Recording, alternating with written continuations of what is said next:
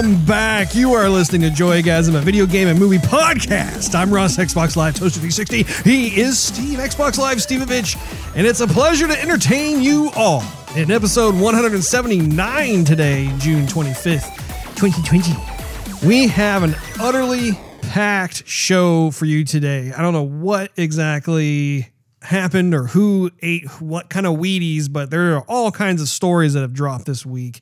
Gaming news includes Microsoft shutting down Mixer, Rocksteady's new game, Horizon Forbidden West's release time frame unveiled. Movie news features Michael Keaton possibly redonning the cape and cowl, Joel Schumacher passing away, and Cyberpunk getting their own Netflix series.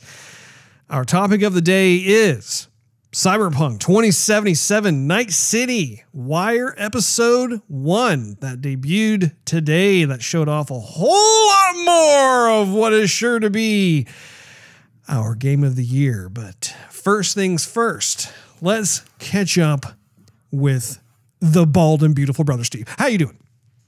Hey, you know I'm doing okay, Russ. The week has gone by fast. It surely How about has. yourself? How you doing? I must agree. I have to agree with you, Steve. I was actually commenting about that today, about how it's like, wow, it is almost Friday already. That's crazy. Of course, by the time people hear this, it's going to seem like the week is starting off slow. But rest assured, hope the week goes by fast for you too. Well, hopefully we will provide a certain pep to their proverbial step at the beginning of the week there, Steve. That's our hope anyway. But I think, honestly, for me anyway, I mean, obviously I've got stuff going on at work, but I think the sheer volume of stories that caught my attention and fascinated me and just, man, made me all Twitter-pated at times.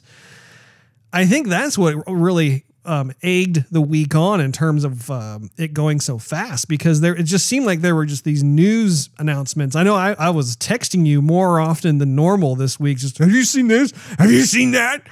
So I'm trying to work here. I was spamming your phone. I'm like, look at this, look at that.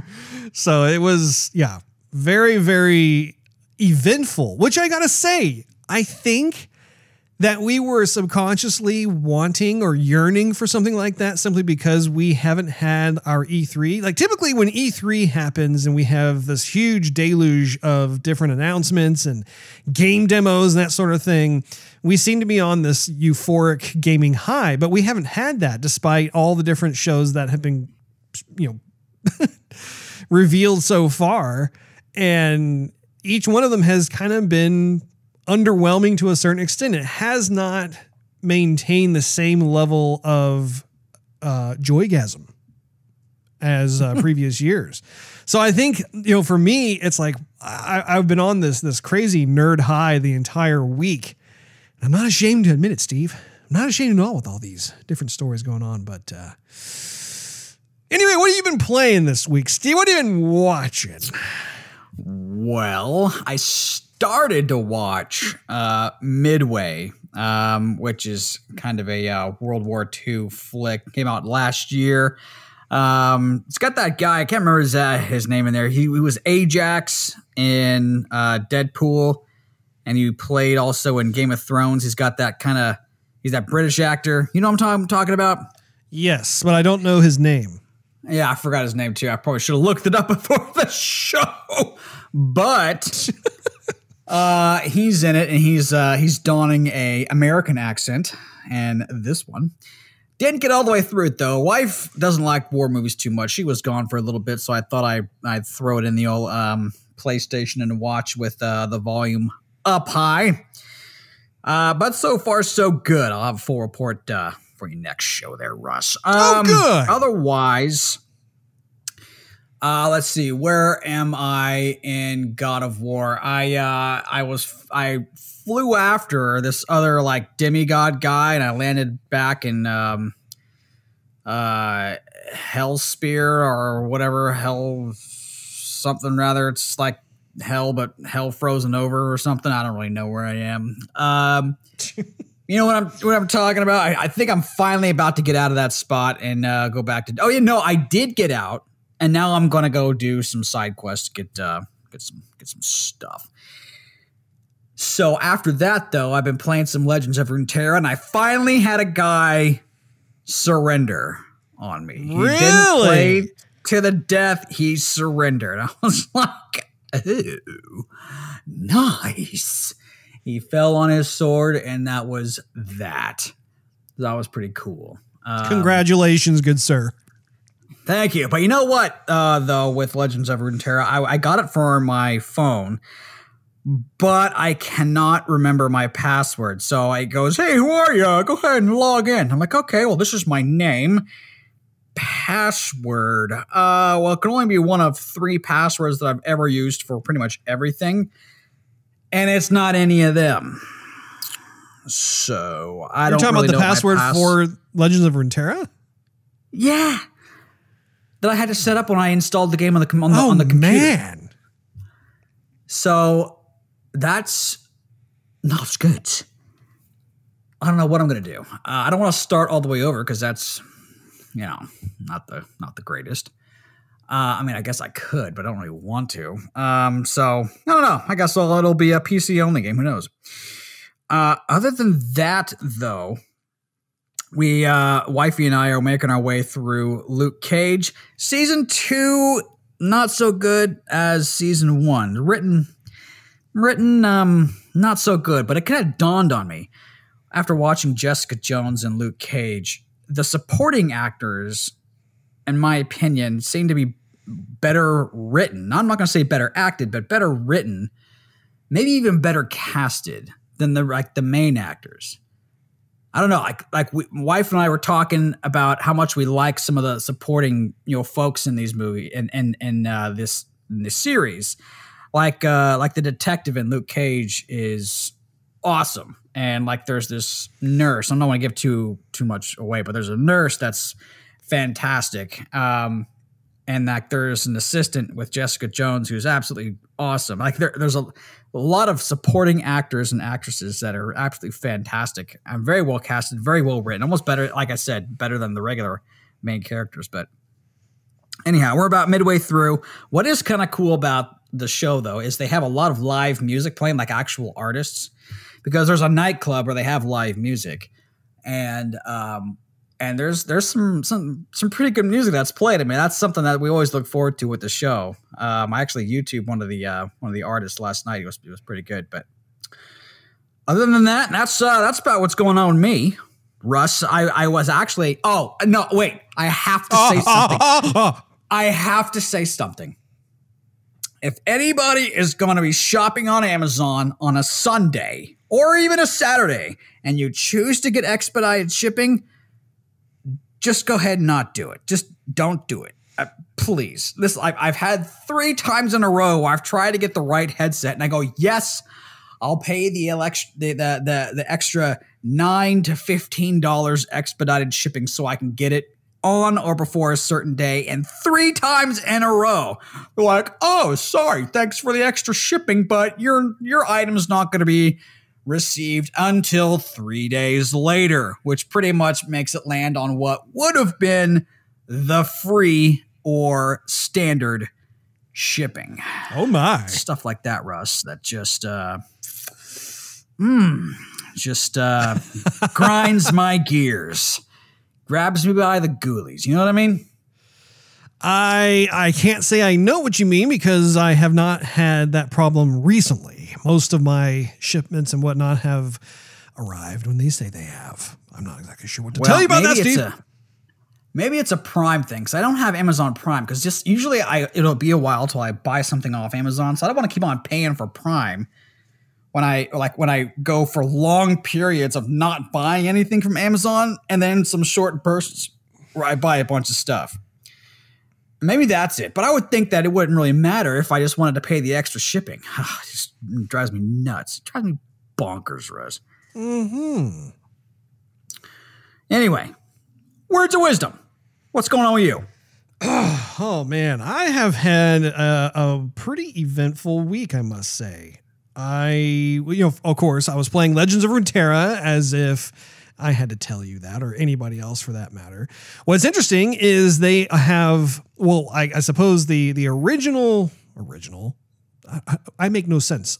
Come on, brain, use the correct words. They had an announcement today that is previewing an update to the game that is going to come out. I believe they're rolling it out tomorrow. Did you see that? I saw something. So they have a new game mode called Gauntlet. It's a new mode. It's they advertise it as new rules, same skills, where you take on a unique challenge and compete against other players. And apparently you have to try and win 7 times in a row. So it's I don't know. I'm pretty interested in it because it almost sounds like a streamlined version of their expedition mode, where in the expedition, it's a little more involved with the idea of drafting your decks on the fly and that sort of thing as you go through and you try not to lose. And so this seems like more kind of like a classic Diet Coke version of that, which is fine. Cause like, honestly, I'm not as interested in drafting. I'm not in the mood to do that, but something like this, it's like, yeah, I think that'd be a lot of fun. But yeah, on top of that, they also, I don't know if you noticed, Steve, but they also have kind of a variety of different things that they have added to the store. So the Lee Sin bundle is in there. It's where they have a unique card backing that has Mr. Lee Sin on the back. It looks very cool. It has a new board. It's called the Lee Sin's Iron Will board. And an exclusive Lee Sin icon as well. So it's interesting how they're starting to focus on that particular champion. And it honestly, it makes me excited for all of the other champions, because I think this is part of their long-term rollout, is having boards and icons and even the card back decks and stuff like that. Perhaps having champion-oriented themes. So if there are certain champions that are your favorite in the game, I know I have certain ones that I think are probably my favorite. It's going to be fun to be able to collect those over time. And I know that they also had some additional pets like the Guardians, and they have some other, I think a couple of other card backings as well. I know there was one for the Pirates, actually. I think there are 2. Which is really, really cool. And there were some other things I saw too, and I don't have the game open in front of me at the time of recording, but I was happy to see more of that. I was kind of getting to the point where I was like, I'm kind of missing some updates. I want to see some new content. Not that I have unlocked everything, but just, I don't know, for some reason it pleases me whenever there's like new DLC content that comes through. It just refreshes everything for me. So looking forward to checking some of that stuff out. And other than that, though, I've been playing it daily, no surprise there. I've been having a lot of fun with it. And I've been really enjoying the times that you and I get to play together. I think this is going to be the mobile game that will keep you and I entertained with each other for quite some time. Would you agree, Steve? I would. Maybe I'll take a second gander at starting a brand new account so I could play with you. I don't know. What if I'm on the can and I want to play with you? What? I don't care. It's perfect. I don't care. What if I'm on the can and you're on the can? I was just about to say, what if I'm popping a squat and you're pinching a loaf? Might as well. I don't see why not. Take out some of our aggression in the game if we're feeling a little overly constipated. Russ, good. Exactly. But anyway, really, really fun game. I actually I resumed playing Resident Evil 2 Remake, and I streamed it too for a little bit. I actually had work ping me as I was playing, so I had to stop. I think I got about 30 minutes or so into it before I had to run back to my office and take care of some action items. But having said, yeah, guys, I'm here. What's up? Yeah, I've always been here. I will have you know that I was not playing that game until the evening. I actually had the HR or the head of HR ping me through Slack, and it was like, I want to say it was like 9 o'clock or 9:30 p.m. my time. And so I had to run down there, and it was funny because, she was, of course, really thoughtful. She's like, you totally do not have to do this right now because I know what time it is. I said, no, it's okay. I got it. But anyway, I am very much reminded, though, during the 30 minutes that I was playing the game about how scarce the ammunition is in that title. Because I went through a particular hallway within the police station, and it was a hallway that I haven't gone down yet, or maybe I had and I just really sprinted the whole way. But it was like the one part of the police station where I didn't have any barricades up against the open windows. And I've been really good with that with this game, where I have methodically looked for those barricades that are kind of just laying about and just dealing with those. That's like going to the windows and boarding them up is priority numero uno for this gringo. And I was shocked when I went down this hallway because there were like 2 or 3 windows are just open, and they're just, the zombies are just schlocking their way in, pulling themselves through the windows. And man, I went through 35 or so bullets in that one hallway because there were so many zombies, and they've got endurance, by the way. Their stamina. I mean, those suckers can take a bullet and keep on trucking. I'm really impressed. And I must say, Steve, I'm going to take back some of the harsh criticisms I have had for you while watching you play Resident Evil in terms of your aiming. I used to think you were just kind of like really a person who's a little crappy at aiming your business end of the firearm at these schlocking, stumbling zombies. But no, that is literally a mini game unto itself. Like when a zombie's coming towards you, man, it is so difficult to try and aim and actually tap them in the head. It is, man, like I'm hitting them in the shoulders and the hands and, maybe a couple of times in the head, but like they just keep coming.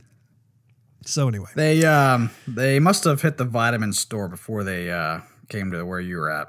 Bought some creatine. I don't know.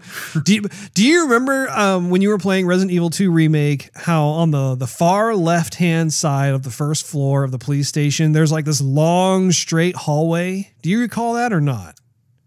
Yeah. Are you just saying that, or do you remember? Any Resident Evil from 1 to 3 always had like a long hallway or a corridor or plural corridors that are long, and you're like, okay, I gotta make it from one end to the other. Something's gonna happen. I can feel it in my bones. Hopefully I have enough ammunition and herbs to cleanse my wounds from zombies. And then you would start to run, and soon enough, like the carpet was on top of like another zombie. He kind of came out of the woodwork somewhere. And you're like, I didn't even see him. Happened every game, and I was just as scared from 1 to 3.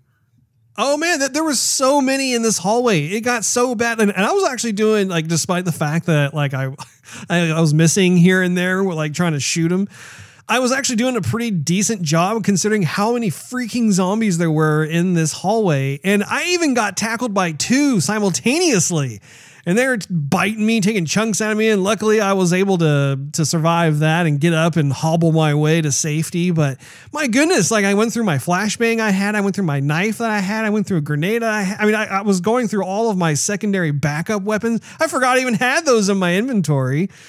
Kind of makes you wish you just had a katana at your side. You could slice and dice and just call it good. Keep on going. Tap into my inner Michonne, absolutely. But I think I did not save it. I think when I got back to safety, I looked at my inventory. I was thinking, oh my gosh, like I have 0 bullets left. And I think I had like 1 shotgun shell, and in my inventory, like I have like the acid rounds and I have the flame rounds and stuff, but I don't think I have the right firearm to use those yet or something. Anyway, I ended up not saving where I left off. I'm hoping that my most recent save is before I went down that hallway, because my goodness, I think I'm going to try that again and just try and sprint all the way down and see if I need to get anything in there. It was pandemonium, I must say. We were also playing Overwatch during our Wednesday night streaming on Twitch at 9:30 p.m. And that was a lot of fun too. I think we did pretty well. Don't you agree? Certainly better than last time, yeah. I think we probably won about, what, 70% of the time? Yeah, I would say so, Russ. It's definitely a nice time. And actually, Mr. Tron Wu, who's a good buddy of mine, works in the gaming industry, stopped by. I don't know if you noticed that. But he was in the chat, and we were chatting away in between rounds. And that was a lot of fun. Good to see Mr. Tron Wu in the chat as always. And finally, I sat down and I watched Scott Pilgrim versus the World, which we were kind of kicking around a few weeks back as to like whether or not we should do it as a topic of the day. And it was just sitting on my coffee table. And I was thinking, I'll go ahead and pop this back in. And yeah, that is a very visceral movie, I must say. I think it's definitely a proper tapping into of the gamer psyche.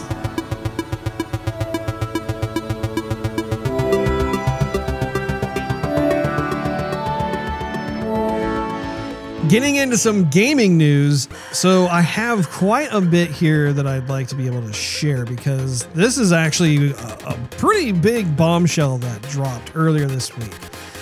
Microsoft has shut down Mixer and is partnering with Facebook Gaming. The Verge reported that Microsoft is in fact closing its Mixer service on July 22nd, so it's still technically active right now.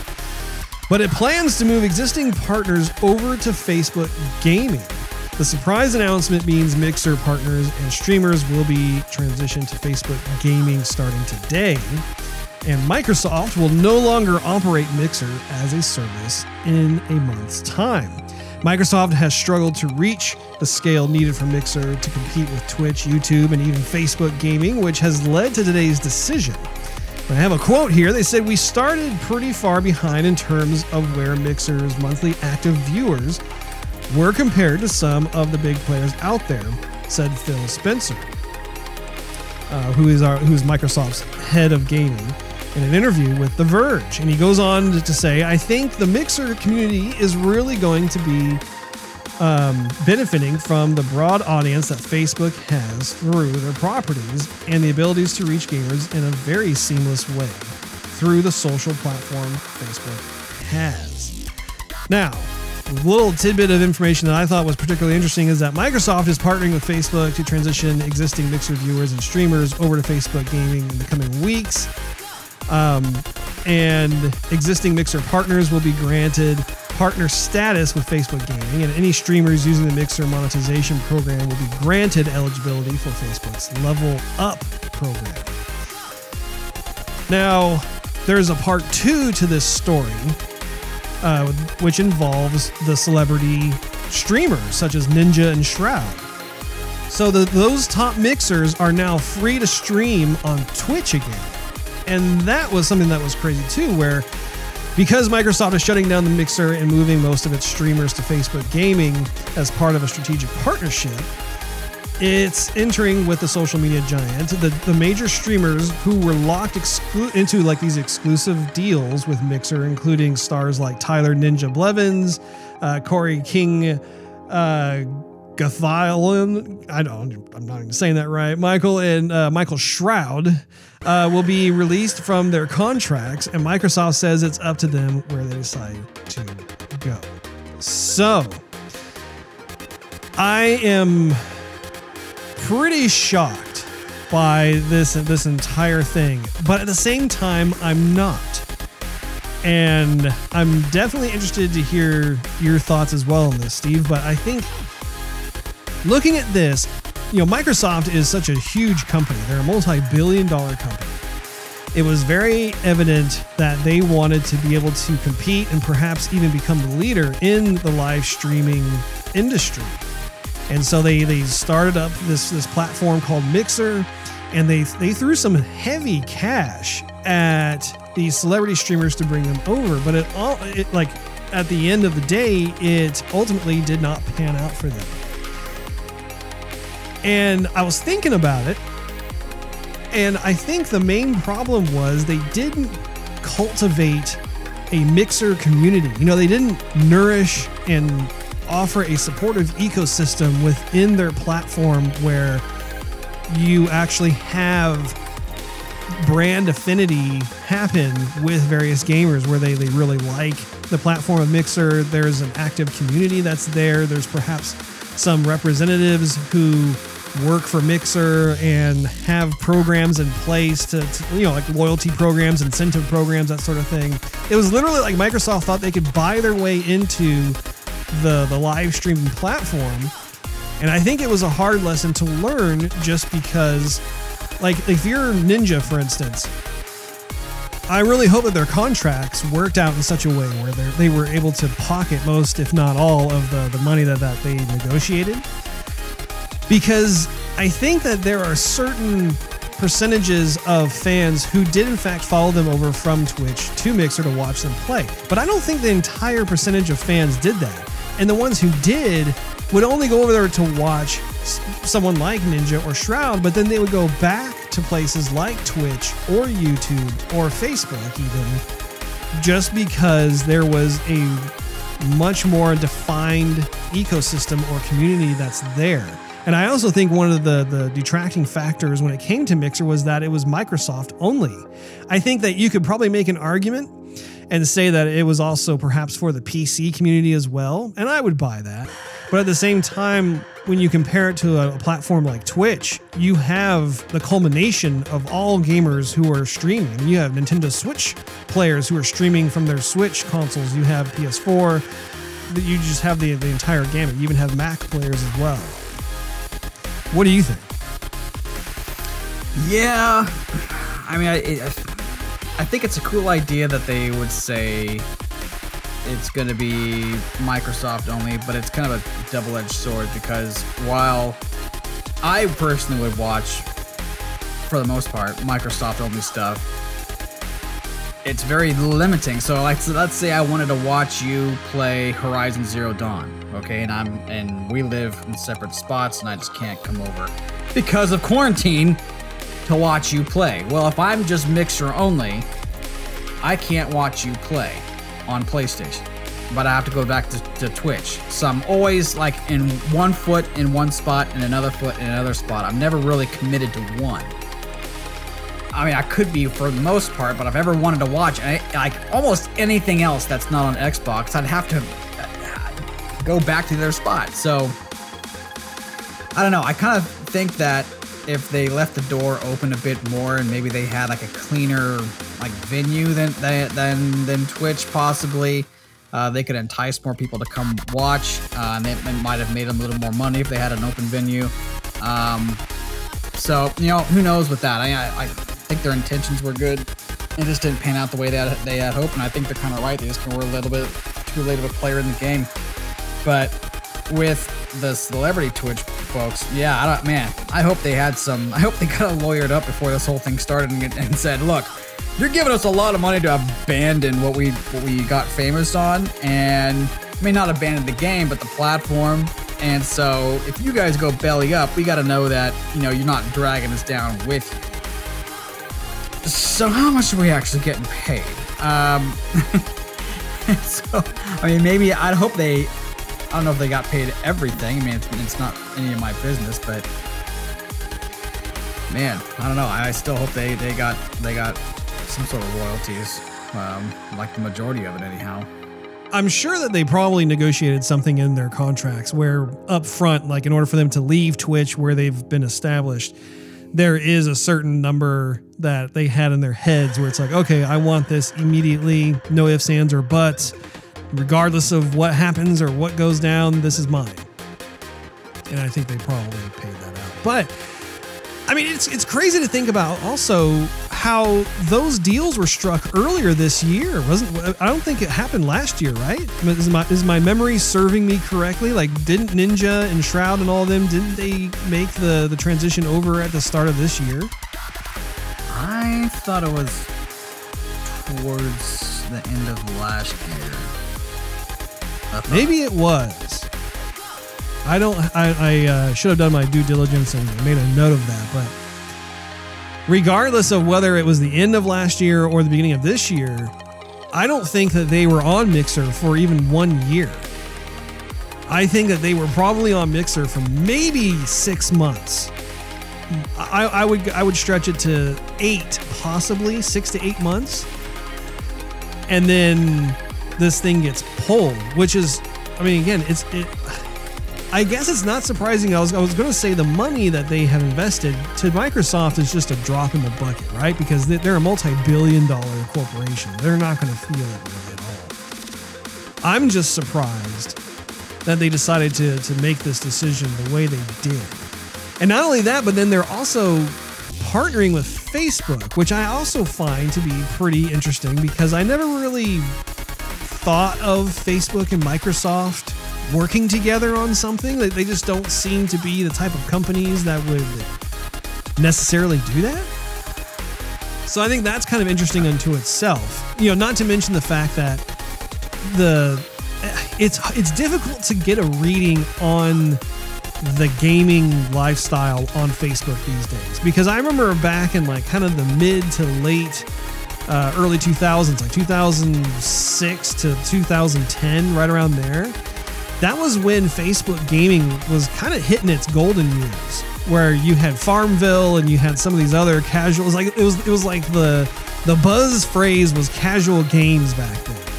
But then Facebook kind of took a back seat to kind of the gaming area. Like you still had like your little gambling games and that sort of thing, but it's not as if we hear about Facebook being like the major platform or one of the major platforms for doing gaming. I mean, do you hear anything? No, but it is, I will tell you, it is convenient. I mean, if I see someone I'm following, I mean, it's convenient where no matter where I am, I got my phone on me and I can pull it up and at least watch a few minutes of it. I won't watch hours on end because that's data that I'm paying for oftentimes. But it is way more convenient than signing on to Twitch because, I mean, you get notified, and I think Twitch notifies you too, but I mean, Facebook for me just seems to be a lot easier. I'm on Facebook anyway, so if I see like Ronda Rousey, Twitch and something, I'll be like, woo, Ronda Rousey, and I'll sign on to watch her play a little bit of something. But are you talking about Twitch or are you talking about Facebook? No, for Facebook. But are you watching a Twitch stream through Facebook, or is she playing a game that is hosted on Facebook? It's a game that it's hosted on Facebook. Like Facebook will notify me that Ronda Rousey is live twitching, and okay, so that's different. No, not twitching. Like I'll go to Ronda Rousey's page and she'll be on there streaming. I'm sorry, I didn't mean to say twitching, but she'll be streaming on Facebook.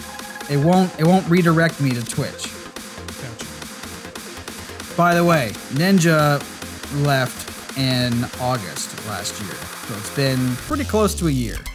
Oh wow, that's good to know. I'm glad that you looked that up. So it's right around 10 months. Okay, but still not even a year.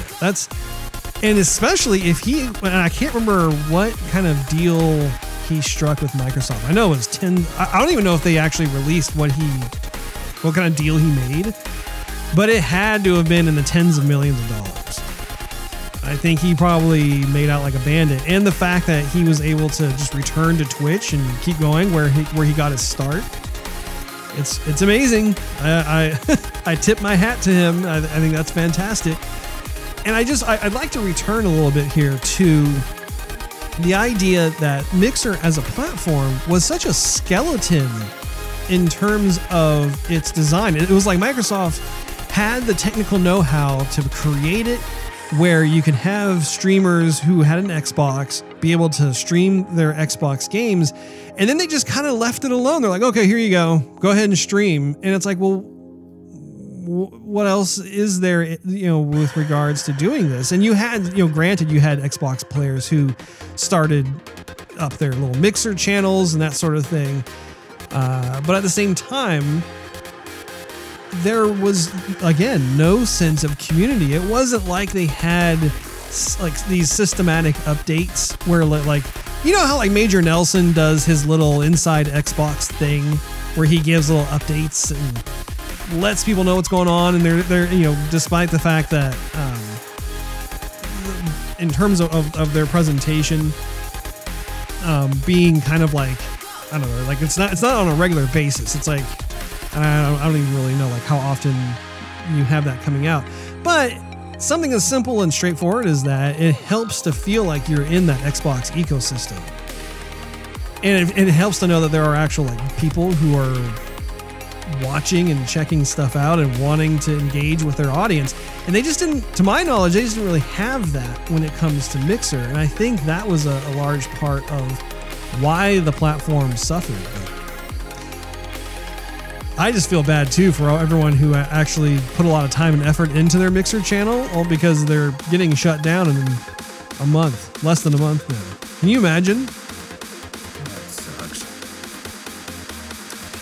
Anyway, the next story in gaming news is that, yes, Batman Arkham developer Rocksteady is making a Suicide Squad game. Eurogamer reports that a list of leaked domain names has set internet tongues wagging that Rocksteady, developer of Batman Arkham Asylum, is working on a game centered on DC's Suicide Squad. The domain names popped up on, I think it's pronounced like Runeterra, where fans noted that they registered by a company connected to Warner Brothers. So they heard that one particular phrase registered as a domain, which is Suicide Squad KillTheJusticeLeague.com, is a contender for the game's final title, and a good summation of what we can expect Rocksteady's next big project to be about. But other domains registered include SuicideSquadGame.com and GothamKnightsGame.com. And Gotham Knights refers to the unannounced Batman game currently in development at the Batman Arkham Origins studio, Warner Brothers Montreal. Both projects are set to be teased at Warner Brothers' upcoming DC fandom event in August. So, what do you think about that, Steve? I guess you'll be able to play your Harley Quinn sooner than you think. I'm honestly surprised at this IP being what Rocksteady is working on, because Rocksteady, being the developers of the Arkham trilogy, which is one of the best superhero video game trilogies ever, I was thinking they would probably have their pick of the litter in terms of what they would want to do next. And I am very surprised at this. Now, it could be some sort of misleading marketing campaign that Warner Brothers is doing. But because, just technically speaking, it's not as if Rocksteady has officially come out and said, yes, we are working on a Suicide Squad game. Like, this is something that Eurogamer stumbled upon when they were doing a lot of the link sifting and domain registration. Would you buy this game, Steve, if Rocksteady does in fact come out with a Suicide Squad game? I'm not too big on the old Suicide Squad there, Russ. Never bought that one. Even if it was developed by Rocksteady? I don't know about that one, Russ. Yeah, I gotta say I'm not sure about it. I'm gonna keep an open mind though, because you never know. I'm not gonna write it off. I'm gonna wait until I actually see some gameplay. Make my decision at that point in time. I don't think it's gonna be based off the movies either. I think it's gonna be based off the comic book. Finally, one little quick nugget of info is that Horizon Forbidden West is aiming for a 2021 release, and they are going to follow suit with God of War in the vein of having no loading screens whatsoever. So that is yet another AAA title that is not going to be a launch title, which honestly I didn't expect it to necessarily be, but I was kind of 50-50 on it. So this definitely confirms it for me. Now, if we segue into movie news, there are even more headlines that will just, makes my head spin here and there a bit. So, with the Flash movie being in the works, Michael Keaton is in talks to play Batman again. What do you think of that, Steve? It's pretty cray-cray, Russ. I never thought that we'd ever see him in the cape and cowl again. I thought it was just like a one and done kind of thing with Tim Burton. But it was first reported by The Wrap and confirmed by The Hollywood Reporter that Keaton is currently in talks to appear in the upcoming Flash movie, appearing alongside Ezra Miller's Barry Allen.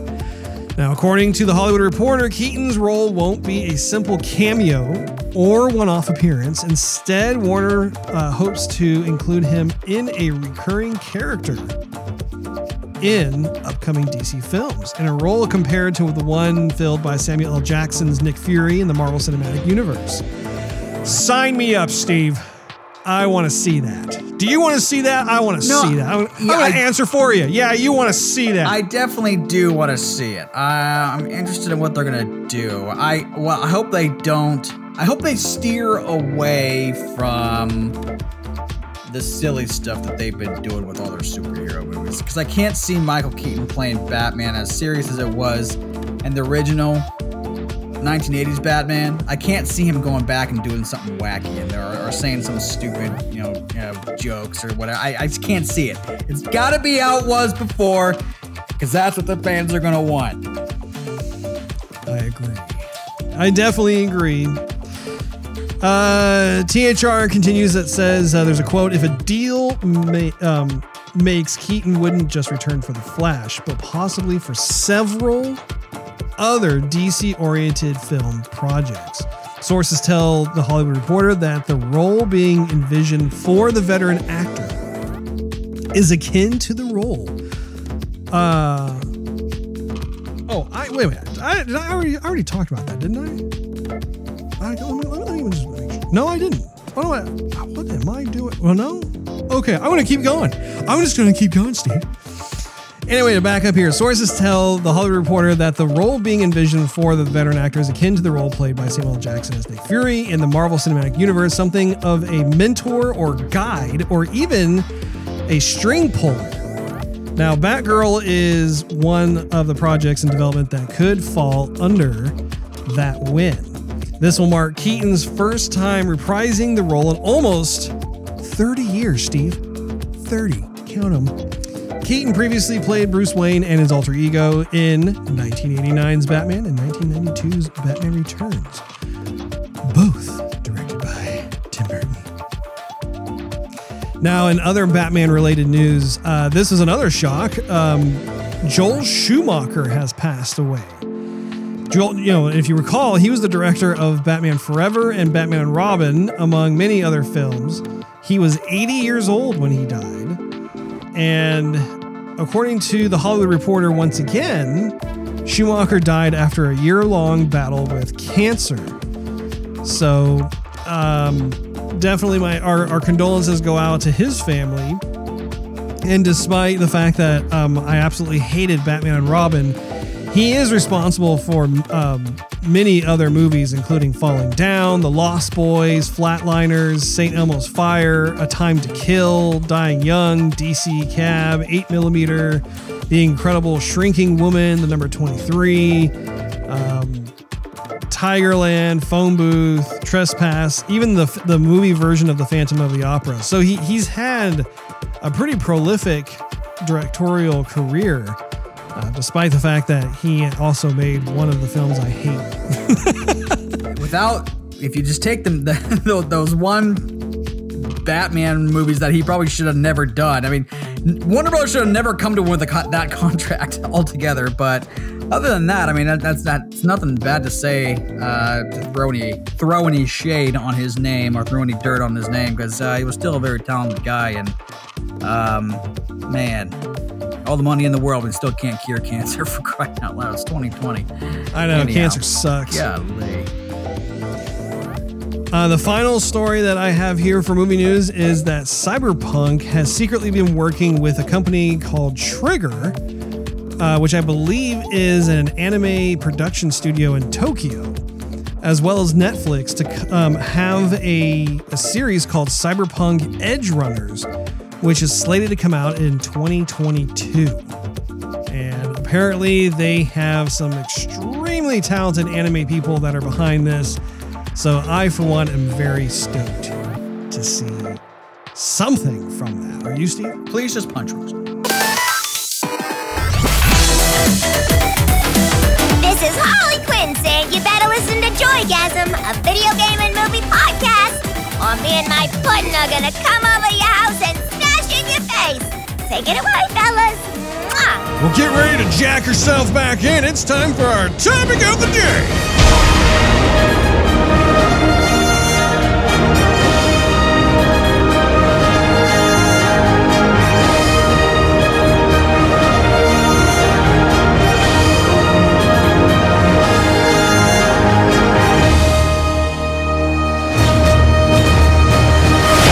Topic of the day is the Cyberpunk 2077 Night City Wire Episode 1 that debuted earlier today. This was CD Projekt Red's latest foray of being able to provide a glimpse into the crazy world of Cyberpunk. Apparently, some of the members of the press were able to have a hands-on demo in which I think they played for like 4 hours at least.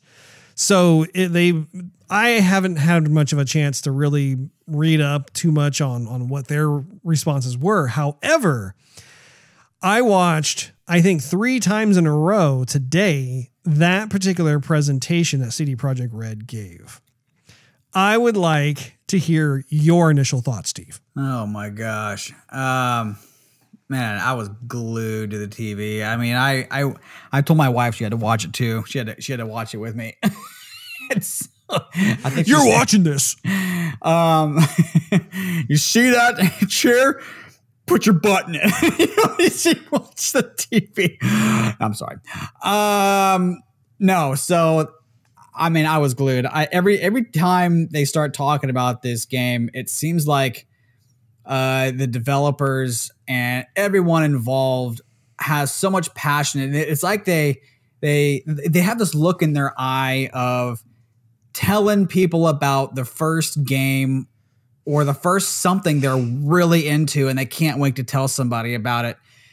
And even though there's excitement with new games coming out, it's different when you see the folks from CD Projekt Red talk about the work they're doing.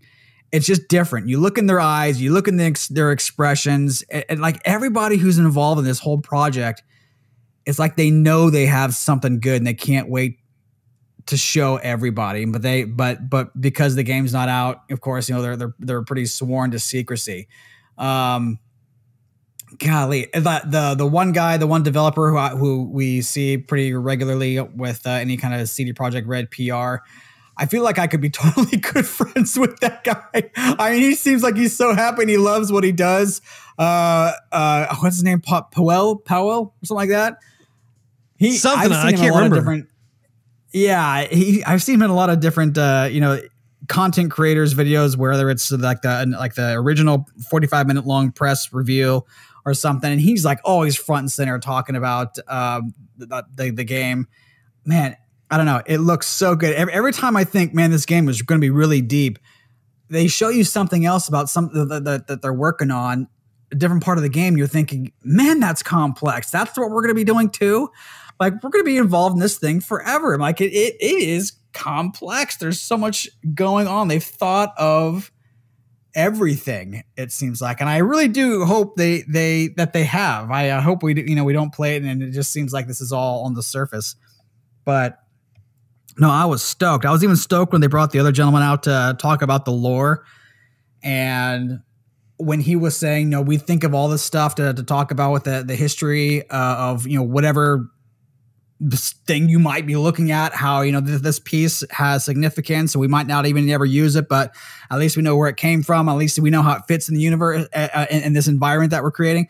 I thought, that's what lore is. Thank you. Like, that's so awesome. I have always thought, like, if I was to ever create a game, which I would never do, I mean, I don't have the smarts for it, but if ever I were to do that and create some background, that's how I would instruct my employees is, okay, we have to have history. It can't be just surface level, skin deep type stuff. We have the people who are going to be playing this or looking at it have to know that we've had more than just one thought about it. Like, there has to be some sort of history. And so, man, I don't know. I just thought that whole entire 25-minute little podcasty deal was just fabulously done. I was glued. I liked everything I saw. I thought it was fantastic. Yeah, I was. how do I even like start this off? Every single time that CD Projekt Red shows off the game in development, I have been utterly blown away. And it's not as if they're rehashing the same stuff over and over and over. Every time that they showcase an update to the game, they show something that's completely different. And this is no exception when it comes to this particular presentation. I want to say, just to start things off, that it looks like this is probably going to be their episodic type of show that they're going to do, because they said it was episode 1 and they already said how episode 2 is going to be coming out, I want to say next month. So it sounds like they will probably have at least one episode per month, if not more, leading up to the launch of the game, and probably even afterwards as well. And I've got to hand it to them. I think that is a fantastic idea. And I think that based off this very first episode, with having Holly B, who was the MC, she was hosting the show. She did a great job. And having different elements or aspects to the game that they are highlighting, bringing some of the game developers in and being able to interview them and have them explain parts of the game that they have been working on or that they're excited to share, that sort of thing. And then even have real gameplay footage. That is huge at a time where both of us have been disappointed with the E3-esque showings that Microsoft, EA Games, and Sony have done in regards to the fact that there has hardly been any kind of actual gameplay footage. And it's interesting because I know that people will make some kind of argument saying, oh, well, Russ, like, this is a current gen title. And I wouldn't disagree with that necessarily, but then they also dropped the bomb during their presentation, where they were talking about how if you get a PS5 or an Xbox Series X, there's going to be some sort of significant upgrade drop that is going to be free, that's going to take advantage of the hardware capabilities of those consoles. So it is arguably a next-gen title. And I think it is a textbook example of what has been missing from all of these E3 shows. And I think CD Projekt Red gets it. I think they understand precisely what the gamers are looking for, what they want to see. And they are creating brand affinity. I cannot stress enough the importance of this. You, as a studio, it is so paramount. And this isn't limited to just gaming studios. Any company you have where you have a vested interest in cultivating a sense of community, or even being a part of your community, if it's like a local community or national or international community, you have got to be thoughtful about how you present your content. And you have to do it in such a way where you get the masses excited. You engage with them. You have the means to be able to do that. So looking at all of this, I mean, like to your point, Steve, when you were talking about how the one gentleman came out who was working a lot on the game lore, what he was talking about was a feature that they were showing called it's called Brain Dance. And you can do it in the game where you can essentially go through someone's memories and it's somehow downloaded on a chip or something. I'm not exactly sure about what the details are about that, but essentially it records the sights, the sounds, the sensation of touch and everything that a certain person goes through. And you're able to essentially get hooked up to a machine and then relive it through their eyes, or you can have like kind of more of like a third person omnipresent kind of perspective as well and inspect things. And I don't know, like the guy who was talking about the lore, he talked about how he was doing research and how this concept was actually invented in the early 2000s at UC Santa Cruz. And it was developed in such a way that it could record a person's experiences and playing it back for someone else so they could relive it as if it was happening to them. And how it was originally used for therapy and prison rehabilitation, and how they transformed it in the game to enhance the more of like the media experiences and stuff. And so, I mean, I found that to be fascinating. because I didn't think that there was any kind of concept that it actually existed. Not to say that that's like, you know, people in UC Santa Cruz are able to jack into other people's minds or anything like that. But I love how there has been research done that acted as the jumping off point of inspiration for them to take it into their game and make something that really honestly is similar to Batman Arkham series detective mode. But I feel like this is the appropriate evolution of what that gameplay mechanic introduced to us in that series. Do you agree? I agree wholeheartedly. I think they've been paying very close attention. I mean, you made a lot of points, but so I'll kind of touch on all of them. I mean, I think that CD Projekt Red has been plugged in, Russ, pun intended, to their audience from the very beginning. Because even when E3 had been struggling, they released the 45 minutes that they showed the press to all of us all at once. And we have been blown away. So we've been salivating for a year, and they still keep coming out with more and more and more. They're not just like, you know, giving us seconds worth. They're giving us entire, like, just nearly half an hour. I mean, this was 25 minutes. And they're giving us quality stuff. That's absolutely fantastic. And it really cements that the game is going to be good, and they know what the content they have. They know the community that they're marketing to, and they know what we all want, and they're giving it to us in like the best way possible. And they're being sincere about it too. They're not trying to, I mean, yes, I guess it could be a hype, but I mean, they're not hyping it like total, you know, grade A marketing style. They're just really proud of what they have achieved. So, and, you know, hats off to them. But yeah, no, even with that whole thing with the lore and the brain dance, I mean, that was absolutely fascinating. With that whole detective kind of looking, you know, that work with, you can look around, you can kind of backtrack, you can look through his eyes, or you can scan different parts.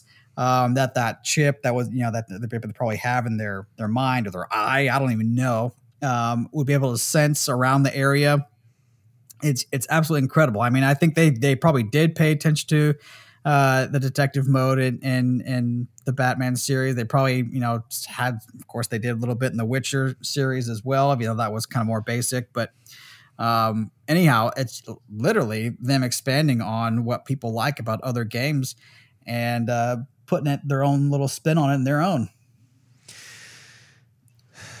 It is interesting to me also how I have kind of gone back and forth with being excited for the game and wondering if I should be concerned about the game, because like every time they have a presentation on it, I'm absolutely floored. I'm blown away. And then I'll find out through like LinkedIn or whatever that they're going through some sort of massive hiring process. And that has not been a secret at all over the last few months here, where the game has been delayed again. And I think the game has been delayed, 2 or 3 times now?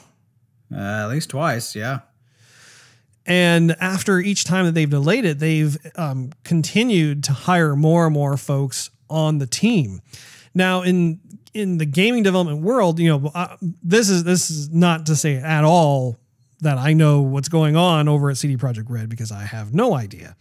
However, sometimes when a studio is ramping up this late in the game, it means one of two things. Either they're trying to hit a deadline, or they're having problems and they're just trying to throw as many people on it as they can.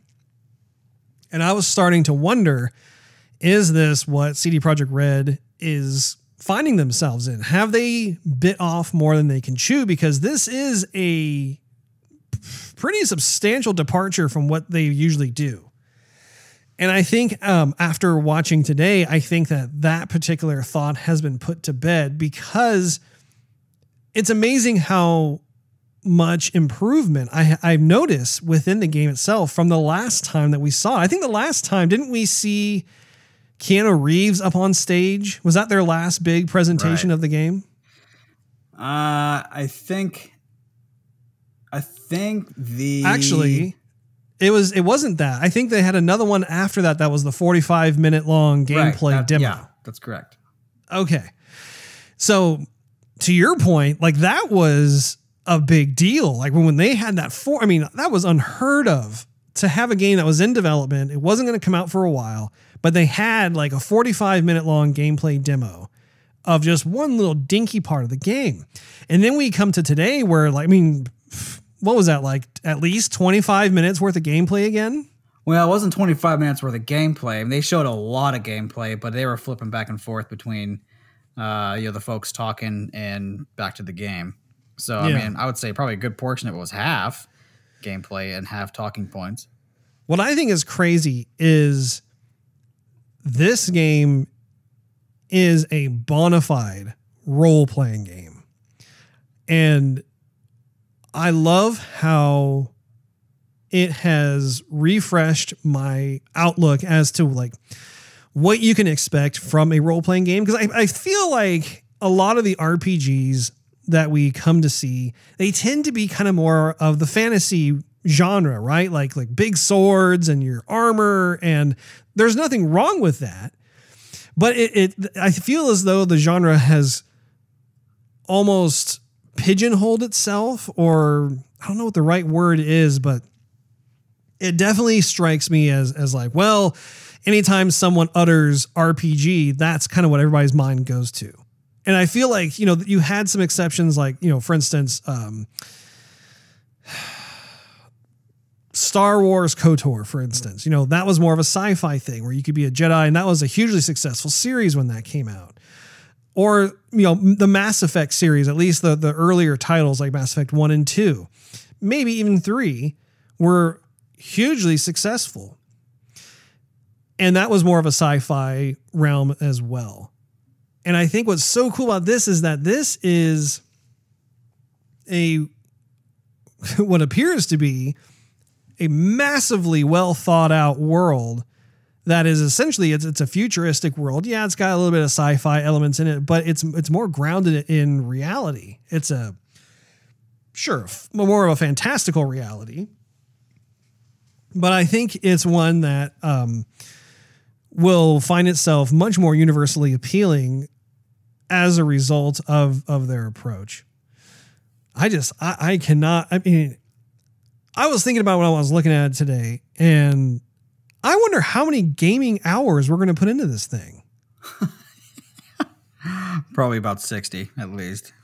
Oh, I think it's going to be way higher than that. Like when I was thinking about Red Dead Redemption 2, I know I put in hundreds of hours into that. And I think you may have as well, right? I am probably pretty close to at least 100.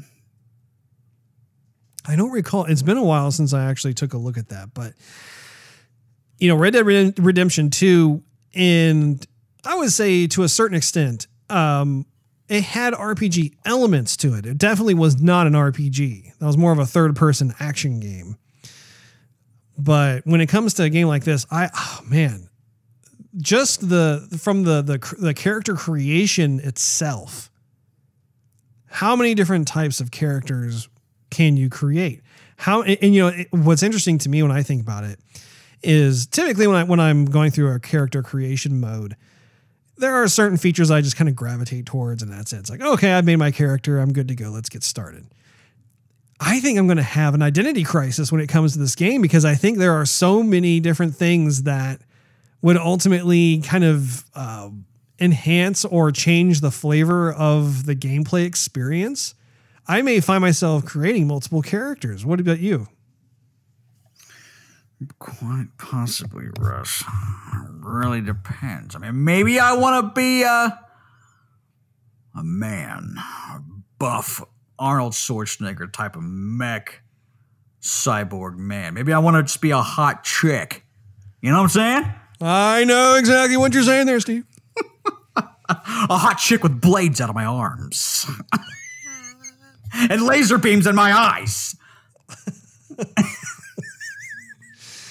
And I also think, too, that the game is going to explore a lot of philosophical topics, honestly, when it comes to society, when it comes to your humanity versus becoming more and more like a machine, and the benefits of doing so versus the detractors, and what you're sacrificing ultimately. And, what kind of decisions do you want to make? Do you want to make those upgrades, or do you want to play through the entire game with not a single upgrade that you get implemented into your body? And then this is just not even like pecking the surface. And I loved it when we saw the other guy who was I think he was the mission designer or something like that. And he opened up his notebook and you saw all these things that were scribbled out. But I mean, the dude has page upon page upon page of notes. So awesome. And it's even the small type of writing. It's not like huge notes. It's like each binder paper line has like tons and tons and tons of words on it. I'm thinking, my goodness. That was one of my favorite parts of the whole entire clip, to be honest. I'm like, man, this guy's into it. That's imagination. That's like his mind constantly. I wonder if he sleeps at night or if he has trouble like I do. I mean, I just wonder, his mind must be going all the time. And when he must carry that notebook around everywhere he goes. And when he has an idea, he just writes it down. And if it works, it works. And if it doesn't, it doesn't.